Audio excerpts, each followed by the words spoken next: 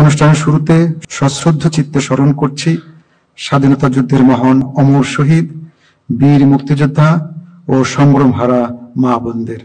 একই সাথে সাম্প্রতিক ছাত্র জনতার গণঅভ্যুত্থানের সকল শহীদের প্রতি গভীর শ্রদ্ধা জ্ঞাপন করছি এবং তাঁদের বিদেহী আত্মার মাগফিরাত কামনা করছি। এখন শহীদের স্মরণে সকলকে দাঁড়িয়ে 1 মিনিট নীরবতা পালনের জন্য বিনীত অনুরোধ জানাচ্ছি।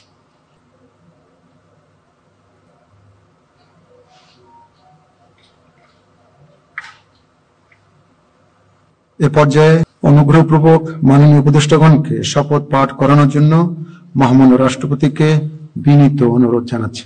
বিসমিল্লাহির রহমানির রহিম। আমি সশ্রদ্ধ চিত্তে শপথ করিতেছি যে আমি আইন অনুযায়ী অন্তর্বর্তীকালীন সরকারের উপদেষ্টা পদের কর্তব্য বিশ্বস্ততার সহিত পালন করিব। আমি বাংলাদেশের প্রতি অকৃত্রিম বিশ্বাস ও আনুগত্য পোষণ করিব।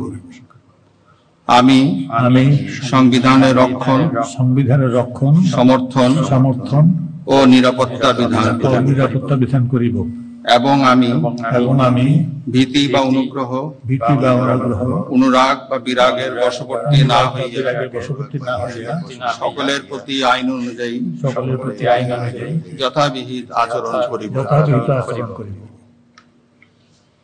এবার মাননীয় উপদেষ্টাগণকে গোপনতার শপথ পাঠ করানোর জন্য মহামান্য রাষ্ট্রপতিকে বিনীত অনুরোধ জানাচ্ছি। আমি সশ্রদ্ধ চিত্তে শপথ করিতেছি যে অন্তর্বর্তীকালীন সরকারের উপদেষ্টা রূপে যে সকল বিষয় আমার বিবেচনার জন্য আনিত হইবে বা যে সকল বিষয় আমি অবগত হইব তাহা উপদেষ্টা রূপে যথাযথভাবে আমার কর্তব্য পালনের প্রয়োজন ব্যতীত প্রত্যক্ষ বা পরোক্ষভাবে কোন ব্যক্তিকে জ্ঞাপন করিব না বা কোন ব্যক্তির নিকট প্রকাশ করিব না।